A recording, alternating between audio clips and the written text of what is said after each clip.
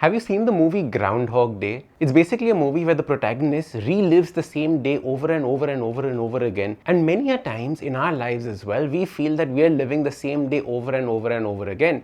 It just feels like yesterday was exactly like today, today is exactly like tomorrow. And that makes us feel like, what is the point of all of this? And the issue is that we are following routines in our lives. Routines that we have not consciously created. We've picked it up from here and there, and hence our lives just seem the same. I'm Ashton Doctor, your habit coach, and welcome to the Awesome 180 channel.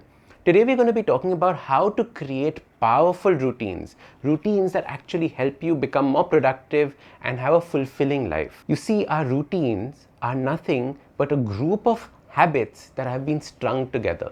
You can think of these as a train. There's an engine in the front, which is the first habit, and that pulls along the second habit, the third habit, the fourth habit, the fifth habit.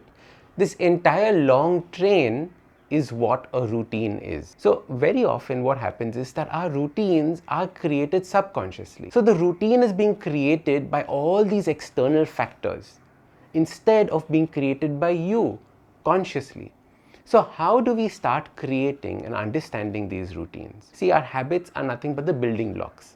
And habits are our actions, the things that we do every day, but also the thoughts that we have every day. And these two form our habits.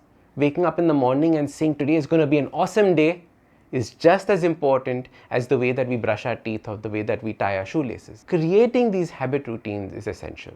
And I like to break up my routines in different sections of my life. So I have a morning routine, which we've covered in depth in the Habit Coach Masterclass. Then we have a work routine. So what do I do when I sit at my table for work? Then I have a routine for lunch. I have a routine with my parents. All these routines are things that I've consciously created so that they feel new, they feel exciting, they feel productive for me. What's interesting is that there are three factors that completely destroy a routine. The first is that routines thrive on having one habit following the next. So if you don't have one habit that is pulling along the second habit, the routine flops. Very often we start doing one habit and then we sit down, start scrolling on our phone or get distracted by something, the routine shuts down and dies. So making sure that one habit leads into the next, leads into the next, leads into the next is actually the way to start creating these routines for our life. I like to almost overlap these routines. So what I do is when I'm having my coffee in the morning, I overlap it with writing my gratitude journal. That finishes, I overlap the coffee and the gratitude journal with my reading of a book. This way I've created a routine for myself that is beneficial for me and flows one after another. Throughout this process, I haven't even reached for my phone because my phone is somewhere else. This makes this routine very, very powerful. The second killer of routines is getting distracted. Like I mentioned earlier, we start scrolling on our phones. We start getting distracted by someone else. Somebody comes and talks to us. All these things distract us and hence break our routine. When you're following a routine, you need to make sure that you remove these distractions. If you want to spend time on social media, make sure that you set a fixed time that you're going to be following and going through and scrolling through social media. Otherwise, it's a black hole. You'll just spend an hour and a half and poof, it's gone. And the third way that routines flop is when we design a routine around somebody else. My daughter or son is going to wake up at this time, so it is around that person that my routine is set up. Only if this person does it, can I be able to do my routine. I have to rely on my husband to be able to work out with me. I'm relying on him for my routine. You see what I'm saying? Very often we fall into this trap and then we don't have control over what the other person is going to do. And as a result, we don't have control over our own routine. Get that control back into your life and you will start creating powerful routines for yourself. So now let's figure out how to create these marvelous routines. The problem is that we don't necessarily know what is going to come next. So what I want you to do is I want you to take a pen and paper and sit down and write down your ideas on what it is that you want from this routine. What are the habits that are going to be part of this routine? What are the things that you're going to be doing during this particular time? And then almost create a flow chart. So you put habit number 1 and then put an arrow going down. Habit number 2, arrow going down. Habit number 3, arrow going down.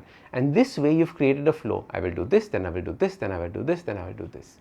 And once you have this structured out, tear off that piece of paper and keep it at that place where the routine is going to be done. So for example, for me and that coffee routine that I told you in the morning, it's done at sitting at my sofa. So at that point of time, I've kept it next to me saying, oh, I've done this, I've done this, I've done this.